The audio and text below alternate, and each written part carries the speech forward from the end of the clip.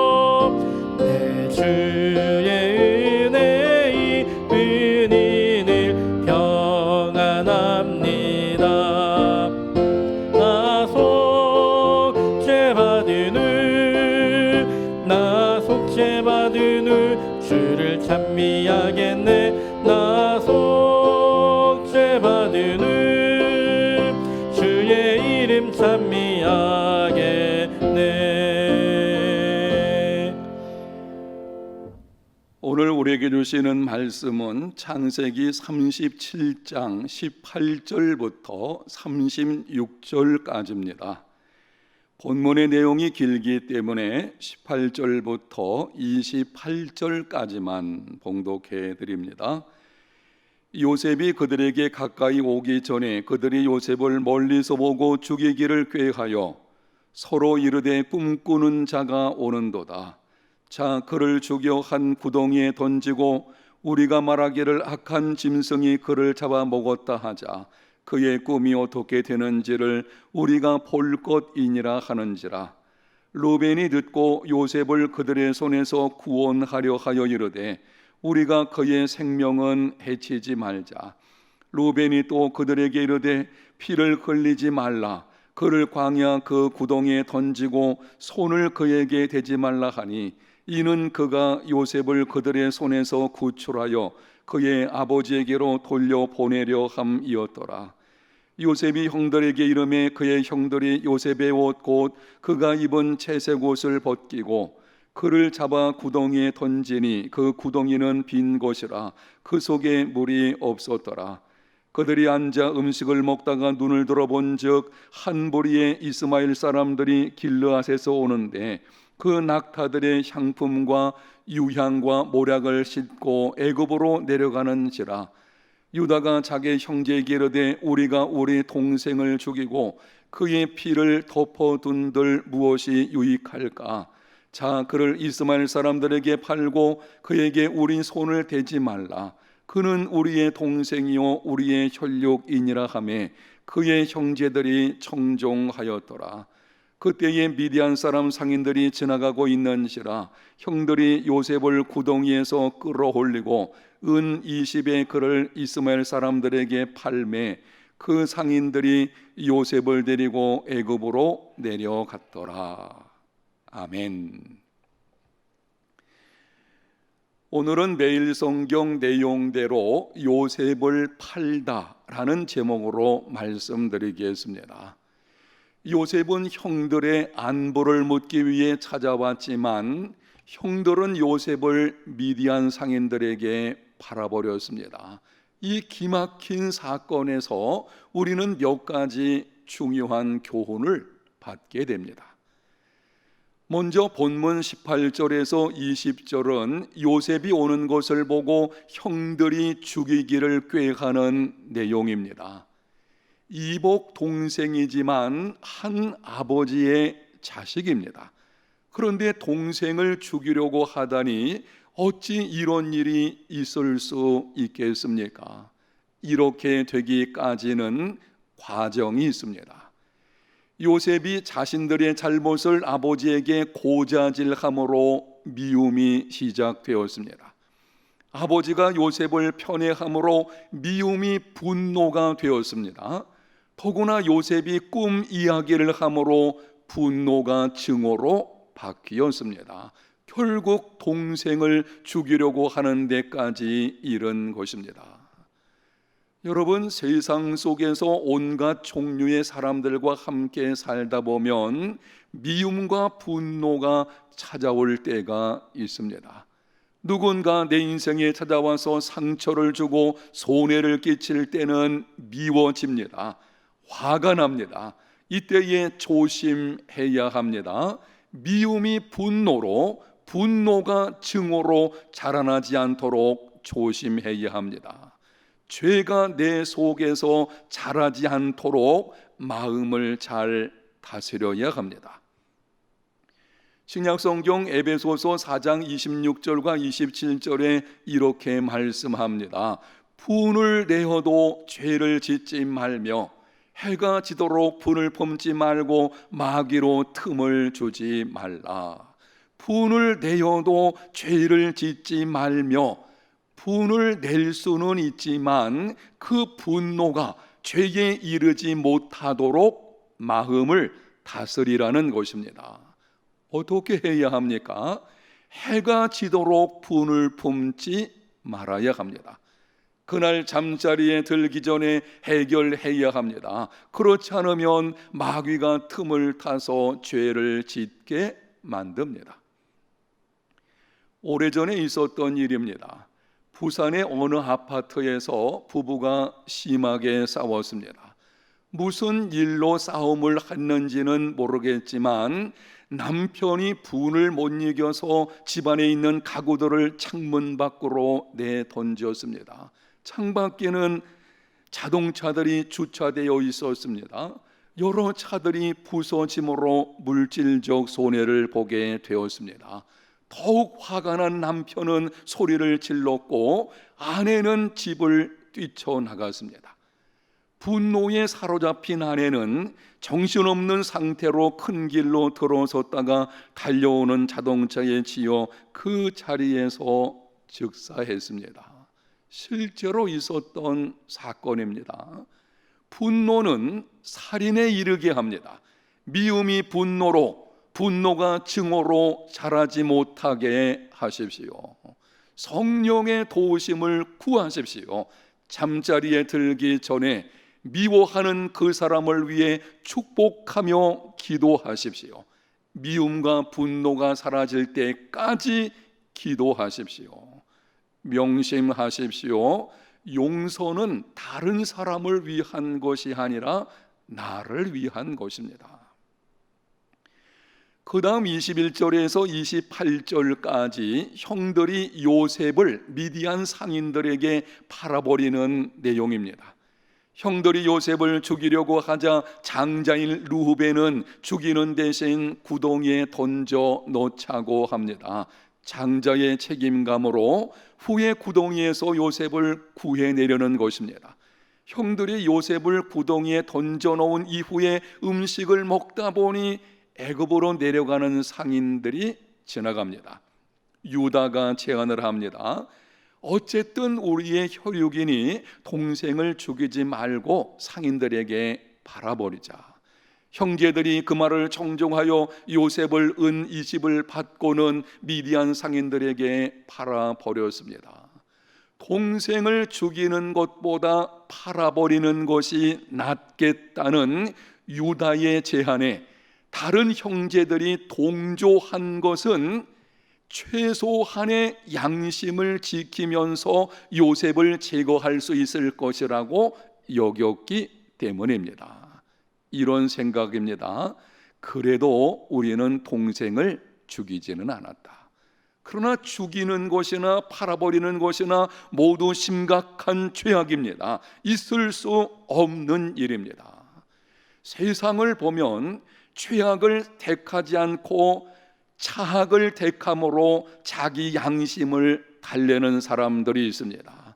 나는 그래도 그렇게까지는 하지 않았다. 양심을 달랩니다. 스스로 속이는 것입니다. 죄악이나 차악이나 모두 동일한 죄악입니다. 악과 선 사이에 중립은 없습니다. 예수님을 믿는 하나님의 자녀들은 차악이 아니라 최선의 삶을 선택해야 합니다. 악을 버리고 선을 선택해야 합니다. 죄에 대하여는 단호하게 아니요 라고 말하고 선에 대해서는 예라고 해야 합니다. 하나님에 대해서는 예라고 하고 세상과 사탄에 대해서는 분명하게 아니요 라고 해야 합니다.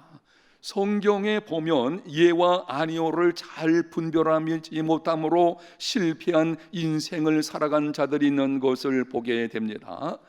하나님께 대하여도 예라고 하고 세상에 대하여도 예라고 했다가 실패한 사람이 있습니다. 아브라함의 조카 롯의 경우입니다. 풀 가운데서 가까스로 구원을 받았습니다. 하나님에 대해서는 아니요, 세상에 대하여도 아니요 하다가 혼인한 사람이 있습니다. 요나의 경우입니다. 물고기 뱃속에 들어가 3일 밤낮을 지내는 고통을 겪어야 했습니다. 하나님과 세상에 대하여 예도 아니고 아니오도 아닌 자들이 있었습니다. 라오디게아 교회 성도들입니다. 하나님은 미지근한 것을 가장 싫어하십니다. 토하여 내치신다고 말씀했습니다. 그런데 하나님에 대하여 예라고 하고 세상에 대하여 아니요 라고 분명하게 말한 사람이 있습니다. 모세의 경우가 그렇습니다. 모세는 장성하여 바로의 공주의 아들이라 칭함을 받는 것에 대하여 아니요 라고 했습니다. 공주의 아들이라는 신분은 장래가 보장된 것입니다. 그렇다면 내가 애굽의 권력자가 되어서 내 백성들을 구원하면 되지 않겠나 타협할 수도 있을 것입니다. 그러나 모세는 하나님의 뜻을 따라 세상에 대하여 아니요 라고 했습니다. 우리도 그렇게 해야 합니다. 선과 악에는 중립은 없습니다. 모든 그리스도인은 악을 버리고 악 대신에 선을 선택해야 합니다.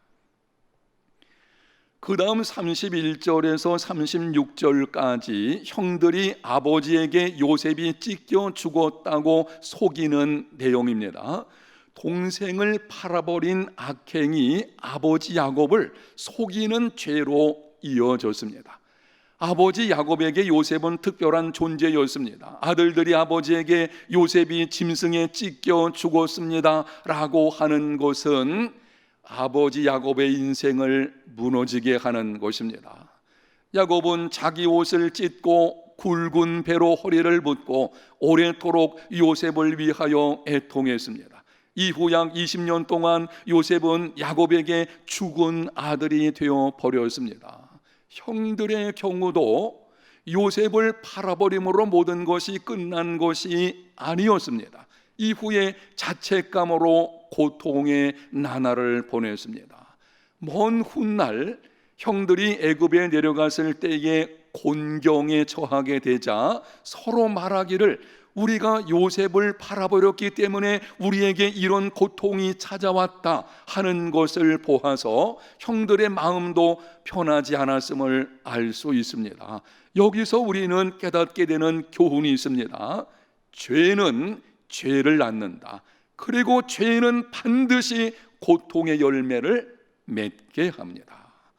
다시 한번 말씀드립니다. 죄는 죄를 낳게 하고 죄는 반드시 고통의 열매를 맺게 합니다. 그러므로 처음부터 죄를 멀리해야 합니다. 시편 1편에 보면 시편 기자가 노래합니다. 복 있는 사람은 악인의 꾀를 쫓지 아니하며 죄인의 길에 서지 아니하며 오만한 자의 자리에 앉지 아니하고 쫓는다, 서다, 앉는다 라고 하는 말을 여러분이 주목해 보십시오. 죄는 처음에 멀리 쫓다 보면 죄의 길에 서게 됩니다. 급기야 죄를 자랑하는 오만한 자의 자리에 앉게 됩니다. 그래서 죄는 처음부터 조심해야 합니다. 악은 모양이라도 버려야 합니다. 사랑하는 성도 여러분, 우리 마음에는 울타리가 없기 때문에 온갖 잡년들과 죄악된 생각들이 예고 없이 아무 때나 찾아 들어옵니다. 내 의지와 상관없이 죄악된 생각이 찾아올 수도 있습니다. 그러나 새가 우리 머리 위로 날아가는 것은 어쩔 수 없으나 머리에 둥지를 틀지 않도록 할 수는 있습니다. 마음에 죄악된 생각이 찾아왔을 때 그 죄가 마음과 삶에 둥지를 틀지 못하도록 조심하십시오. 죄가 또 다른 죄로 이어지지 않도록 조심하는 삶이 되어야 합니다. 말씀의 거울에 비추어 보고 기도의 눈물로 닦아내십시오.